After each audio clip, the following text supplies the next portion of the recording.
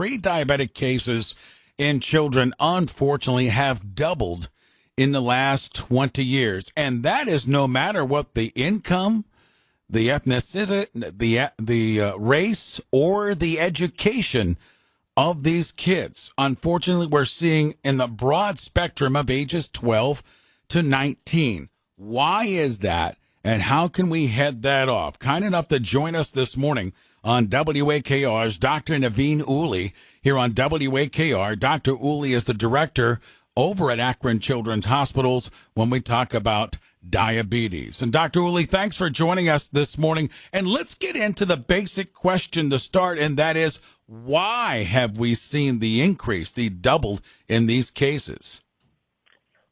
I think the primary driver of that increase is a generalized increase in the number of kids that are gaining weight a little too fast. So overweight and obesity has really gone up significantly in the past 2 decades. And that is the primary driver of this increase in prediabetes as well as the full-blown diabetes that we are seeing in youth. When we talk about pre-diabetes and diabetes in general, get into the medical aspect of this, of the troubles not only for the kids at that age, but certainly on down the road for the rest of their life. Absolutely. So once these children develop full-blown diabetes, that then triggers a cascade of other organ involvements and other medical conditions. And that includes their risk for heart disease goes up, risk for high cholesterol, risk for fatty liver disease, sleep apnea. And so that's really a cascade of health problems that are then lifelong. Yeah, with us is the director of the Center for Diabetes at Akron Children's Hospital, Dr. Naveen Uli, here on WAKR. So, Dr. Uli, let's go to, you mentioned the diet and such with the kids, but I imagine inactivity, which goes hand in hand with screen time and some of the other things, are big contributing factors here. Talk to the parents to try to head this off.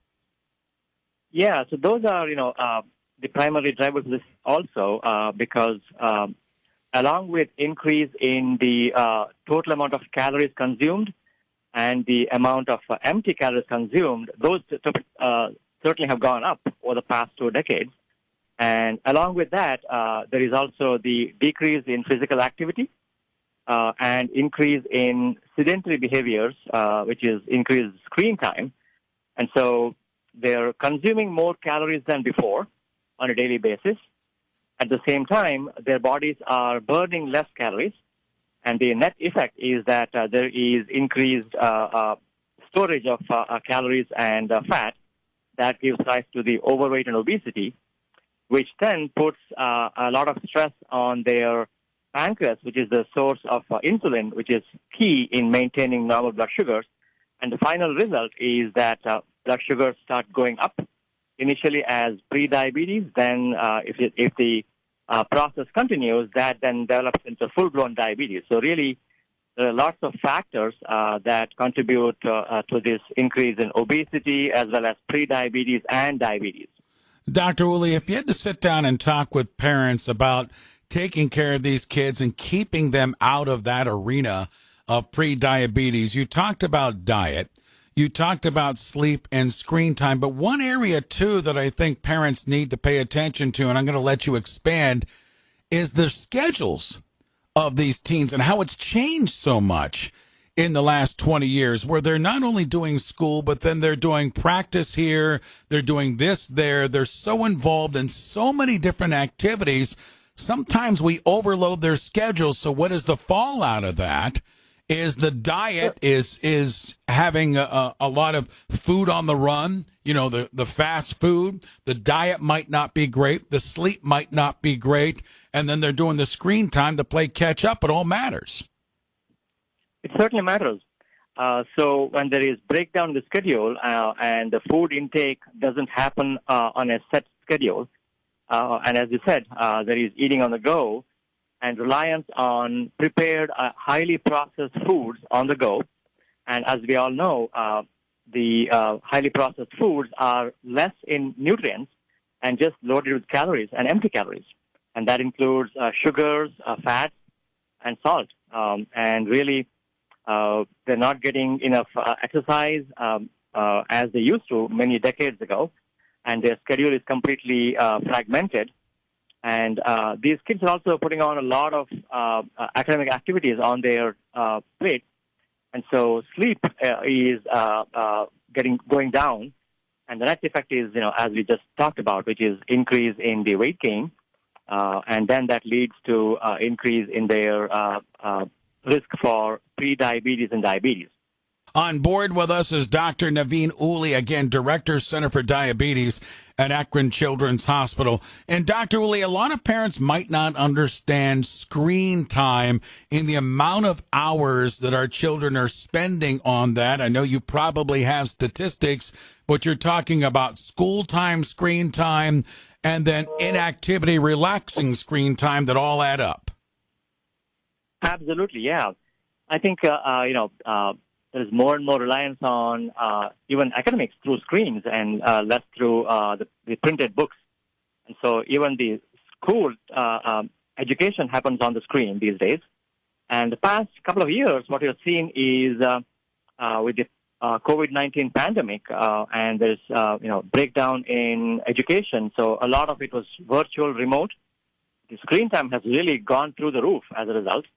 And this was, happening even before the pandemic, but the pandemic just made it worse. And I think we are yet to see the effect of the pandemic in terms of the increase in obesity in children and what effect that has on their risk for diabetes, heart disease, high cholesterol, and all those health consequences of increased weight gain. Ages 8 to 12, the average screen time is 5 hours a day.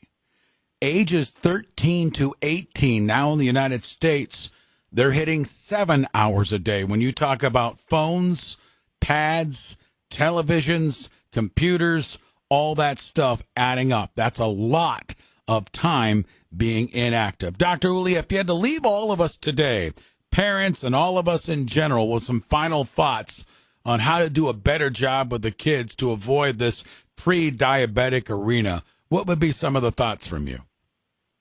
Well, I think starting very early is really important. And the lessons we have learned in identifying and managing overweight and obesity in children really shows us that if you are late in the game, it is very difficult to reverse those changes. So starting with, early childhood, look at the trends of the weight gain. So whenever a parent takes a child for a well visit with a pediatrician, pay some time, attention on the trends in the weight of the child, and also have the pediatrician plot the body mass index, which is a calculation of how the weight compares to the height. And if that shows a rising trend very early on, that's a clue that one has to really pay attention there and nip it in the bud very early, because once the pounds are on the child, it is difficult to reverse that. And so start early. Pay attention to the weight gain, pay attention to the body mass index, and of course, pay attention to the schedule of the child, the eating habits, and also try to cook from scratch.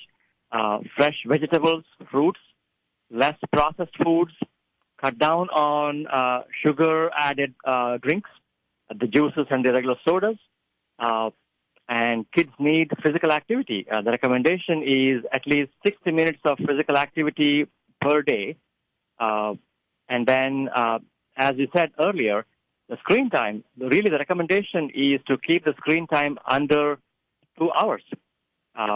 So really, it's an effort at all of those levels. Starting early and being consistent in all of those areas is the key to preventing excess weight gain in children and preventing their health risks from the weight gain, which includes prediabetes, diabetes, high cholesterol, heart disease, liver disease, and sleep apnea. Dr. Uli, thank you for the education joining us this morning. We all, believe me, we all appreciate the time with us today. Thank you so much. My pleasure. Dr. Naveen Uli, again, director of the Center for Diabetes at Akron Children's Hospital.